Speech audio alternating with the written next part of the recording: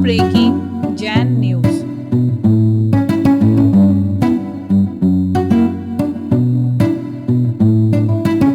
हम आमंत्रित करें हमारे मध्य में उपस्थित है अपनी सक्रिय सामाजिक जीवन शैली से सफलता के इंद्रधनुष में नित नए रंग भरने वाले माननीय श्रीमान वासुदेव जी साहब देवनानी विधानसभा अध्यक्ष हमारे मध्य में उपस्थित है। एक बार जोरदार तालियों से हम उन्हें आमंत्रित करते हैं वे आए और अपने प्रेरणादायी शब्दों से हम सभी का मार्गदर्शन करें। श्रीमान वासुदेव जी साहब देवनाथ।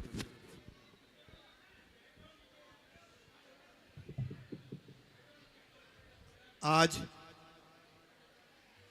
मुनिकुंज आचार्य आदि सागर जी महाराज के अंकलीकरण परंपरा के चतुर्थ पटाधीश परम चक्रवर्ती आचार्य सुनील सागर जी के चरणों में प्रणाम करता हुआ और साथ में हमारे बीच में जिन्होंने आज दीक्षा प्राप्त की उनको भी नमन करता हुआ यहाँ आप सब साधक और साध्वियों भाइयों और बहनों, आज मेरा परम सौभाग्य है कि मुझे इस अवसर पर उपस्थित रहने का अवसर मिला।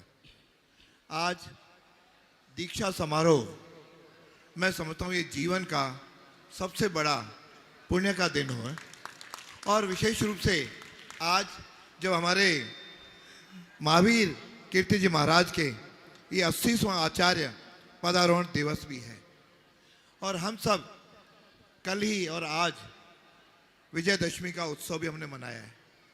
वैसे विजयदशमी का अवसर मैं समझता हूँ यूं तो अपन रावण, मेघनाथ और कुंभकर्ण का पुतले का दहन करते हैं, वर्षों से पुतलों का दहन करते आए हैं, लेकिन वास्तव में रावण जिस अहंकार, जिस लालच, जिस राग, जिस द्वेष का प्रतीक है, हम सब भी आज की आवश्यकता है कि अपने जीवन से इन सारे जो अवगुण हैं इसको त्यागने का संकल्प लें, तभी आज हमारा जीवन होगा, सफल होगा।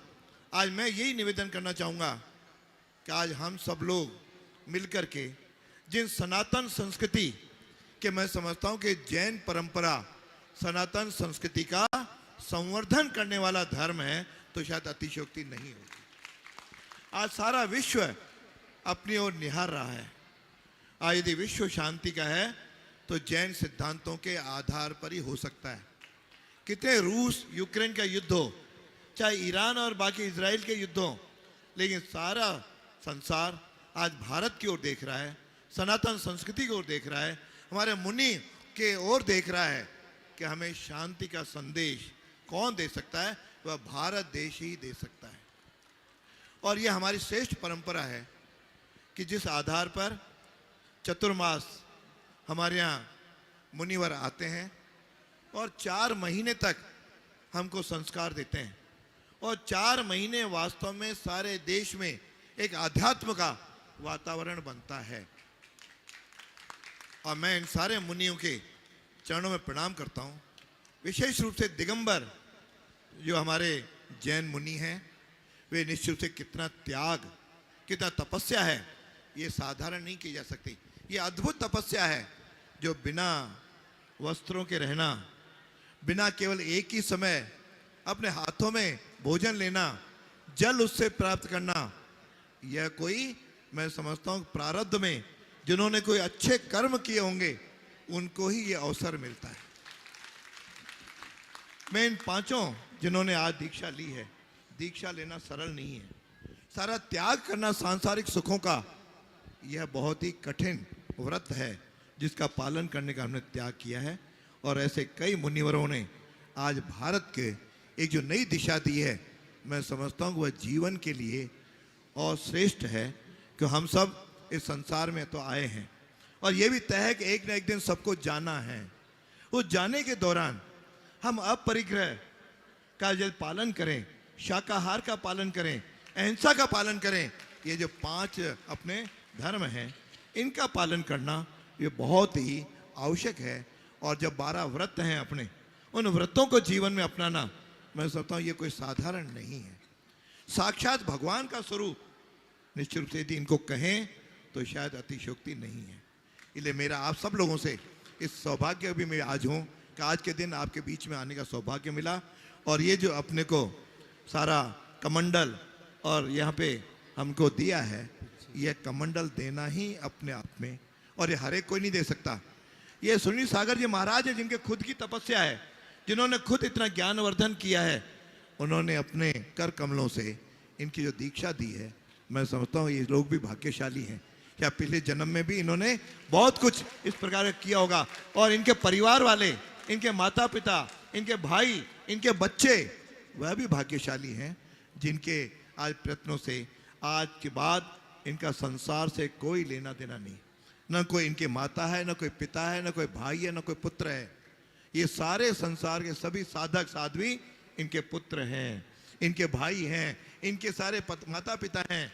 इस प्रकार का एक भाव जो जागृत करते हुए ये समाज में जब भ्रमण करेंगे, विचरण करेंगे, उस विचरण में जो ज्ञान देंगे वह इस समाज को आगे ले जाएगा।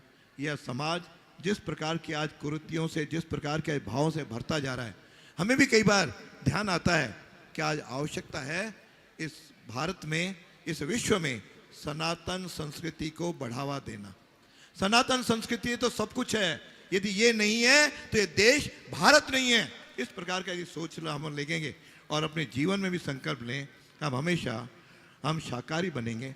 मैं तो कई बार कहता हूँ, हालांकि मैं जैन परिवार में पैदा नहीं हुआ, लेकिन जैन धर्म के जो सिद्धांत हैं उसका अधिकांशतः मैंने भी जीवन में पालन कर रहा हूँ। आज तक मेरे घर में अंडा तक भी नहीं आया, मेरे नहीं, पिताजी के, मेरे और नीचे बच्चों के। और अपरिग्रह एक शांत है, जितना जीवन के लिए आवश्यक है उतना रखना। आज भी अजमेर में आप सब देख रहे हो, जो मेरे पिताजी मकान बना के गए, उसी में आज 20 साल राजनीति में रहने के बाद भी उसी में रह रहा हूँ। और ये जीवन का संकल्प है। आप मुनीश्वर में कहा कि आप 9 बजे बाद भोजन नहीं करेंगे, निश्चित रूप से। वैसे तो 90% दिनों में 9 बजे बाद नहीं करता हूँ, लेकिन अब आपने कहा तो 100% मैं 9 बजे बाद भोजन नहीं करूँगा। और जीवन में और पालन करता हुआ मैं आगे बढ़ूंगा। और प्रयत्न करते हैं कि ऐसे जैन मुनियों का विचरण हम राजनीतिकों के बीच में भी उनके उपदेश मिलें, ताकि जितनी आज कमियां हैं उसमें कई बार राजनीति क्षेत्र उसके लिए बहुत बड़ा प्रभाव है। लेकिन जिस प्रकार का मैं तो कई बार देखता हूं कई ऐसे ऐसे मुद्दे जिनको लगता है कि शायद कलयुग आ गया है। हम जब पढ़ता था तो कलयुग की सारी बीमारियां देखता था, और आज जीवन में जो अखबार पढ़ता हूं तो जो कलयुग के लिए सुना था वो साक्षात दिखाई दे रहा है। कहाँ पिता पुत्र का संबंध, कहाँ महिलाओं के बारे में बातें पढ़ते हैं। शायद इस कलयुग से यदि कोई हटा करके वापस हम सत्ययुग, त्रेता युग और द्वापर की युग की ओर जा सकते हैं, तो जैन मुनियों के जो प्रवचन हैं उनको जीवन में आत्मसात करते हुए शायद उस युग की ओर हम बढ़ सकते हैं। हम यहाँ सारे देश भर के लोग आए हुए हैं। ये देश भर के लोग आज जब हमारे सुनील सागर जी महाराज के प्रवचन इन्होंने चतुर्मास में सुने, अजमेर भी भाग्यशाली था, 15 दिन आपका वहाँ भी विचरण हुआ। और 15 दिन के अंदर आपने अजमेर में जो अपना प्रभाव छोड़ा, और जब 2.5 दिन के झोंपड़ा आप देखने के लिए गए, शायद आप पहले मुनि हैं जो उस 2.5 दिन के झोंपड़े में गए। उसको और हमने भी आगे बढ़ाया है। केंद्र सरकार के पुरातत्व विभाग उसके अंतर्गत आता है। मैंने भी केंद्र सरकार के उस मंत्री महोदय से बात की है। धीरे धीरे हम भी सोचते हैं कि वहाँ का वातावरण सुधरे, वहाँ पे सब लोग आ जा सकें, इस प्रकार का बने देश में। उसके लिए आवश्यक है हम सब लोग मिलकर के जैन धर्म के जितने भी सिद्धांत हैं उसको जीवन में लाने का प्रयत्न करें। आज जानते अपन सभी हैं, जानता सारा संसार है, लेकिन जीवन में आचरण में कमी आती जा रही है। जब तक जीवन में आचरण में नहीं आएंगे तब तक केवल हम अच्छे श्रोता की तरह माने जाएंगे, तब तक देश नहीं आगे बढ़ेगा। और अपने अच्छा आज सौभाग्यशाली हैं कि इस समय देश का नेतृत्व भी ऐसे सनातन संस्कृति के समर्थकों के हाथ में है। मैं प्रत्यक्ष राजनीति की बात नहीं करता, लेकिन इतना दावे के साथ कह सकता हूं, इस समय जो देश का नेतृत्व है वो सनातन संस्कृति को आगे बढ़ाने वाला है।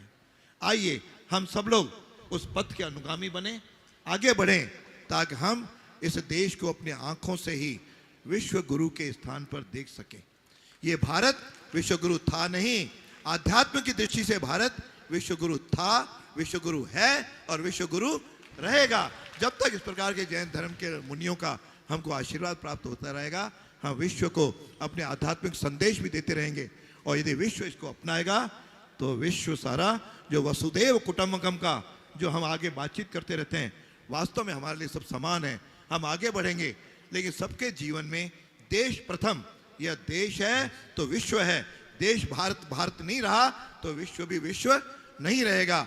आइए हम सब भारत देश के अनुगामी बनते हुए इस देश का अपने जीवन में राष्ट्र प्रथम और समाज और आध्यात्म प्रथम इस तरह का भाव लेकर के बढ़ेंगे तो निश्चित रूप से आज ये दीक्षा जो हुई है, ये दीक्षा लगातार अपने चलती रहेंगी। मैं आप सबके चरणों में प्रणाम करता हुआ, क्यों मैं तो कुछ सुनने के लिए आया था, मुझे बोलने के लिए शायद कहा गया, आदेश हुआ, इसके लिए आपके बीच में बोला। इसलिए आपके बीच में चरणों में नमन करता हुआ अपनी वाणी को यहीं विराम देता हूँ। मुनि सागर जी महाराज के चरणों में पुनः प्रणाम करता हुआ और पांचों जिन्होंने दीक्षा ली है इनके और इनके परिवारों को भी प्रणाम करता हूँ और अपनी वाणी को यहीं विराम करता हुआ जय जिनेंद्र। देखिए पुरुष वर्ग कितनी शालीनता से बैठे हुए हैं और अपने स्थान पर आनंद ले रहे हैं, लेकिन महिलाएं जो घर में अनुशासन का रीढ़ मानी जाती है वे ही सारी अव्यवस्था यहां पर कर रही हैं। आप सबसे निवेदन है कृपया आप अपने स्थान पर बैठ जाएं। आप सब जो भी महिलाएं यहाँ खड़ी हुई है सामने, वे सब अपने स्थान के ऊपर आप सभी बैठ जाएं। आइए हम सभी निवेदन करें परम पूज्य आचार्य भगवान 108 श्री सुनील सागर जी महाराज के चरणों में त्रय बार नमोस्तु अर्पित करते हुए गुरुवर आप अपना आशीर्वाद हम सभी को प्रदान करें। श्री कृष्ण वसुदेव की कई बातें देव नानी वासुदेव ने बताते और निश्चित रूप से ये संस्कृति संस्कार जरूरी है श्रावकों के लिए, श्राविकाओं के लिए। इस सन्मार्ग का अनुसरण निरंतर करते रहना। आज आपसे जो कुछ नियम व्रत लेते बने, छोटा मोटा संकल्प करना। युवाओं और युवतियों, आप देखो हमारे यहाँ इतने बड़े त्याग और तप की साधना की परंपरा है। आप सही रास्ते से चलते रहना। जिंदगी में कोई भी मौका आए, संस्कार और शाकाहार के रास्ते को नहीं छोड़े। जला देते हैं कागज का रावण हर बार, जला देते हैं कागज का रावण हर बार। इस त्योहार में अब की जला देते हैं कागज का रावण हर बार में। इस बार हम प्रतिज्ञा करें कि उस रावण को भी जलाएंगे जो बसा है व्यवहार में। अपने विकारों के रावण को मिटाइए। विकल्प मिलेंगे बहुत मार्ग भटकाने के लिए। दीक्षार्थी बैठे हैं, दीक्षा हुई, उनके लिए संदेश है, विकल्प मिलेंगे बहुत मार्ग भटकाने के लिए। संकल्प एक ही काफी है मंजिल तक जाने के लिए।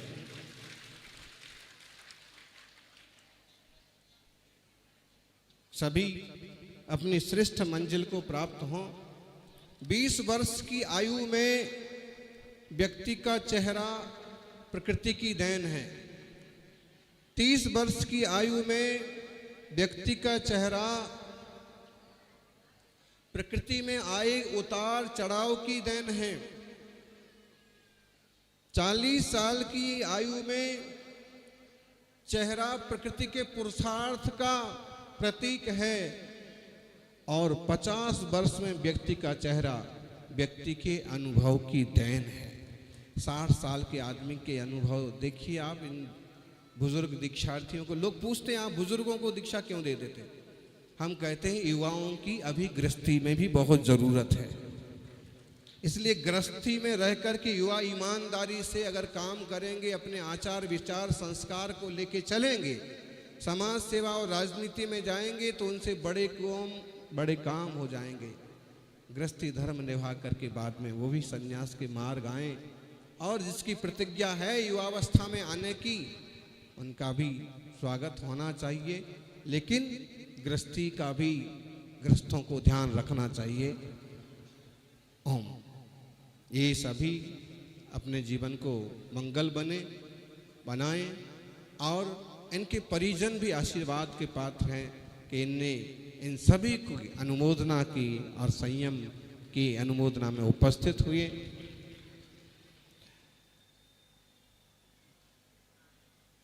आगे सुपुण्य सागर जी को पिच्छी देने वाले परिवार अच्छा, इनको जो सुदर्शन सागर जी को कमंडल कौन देने वाले हैं?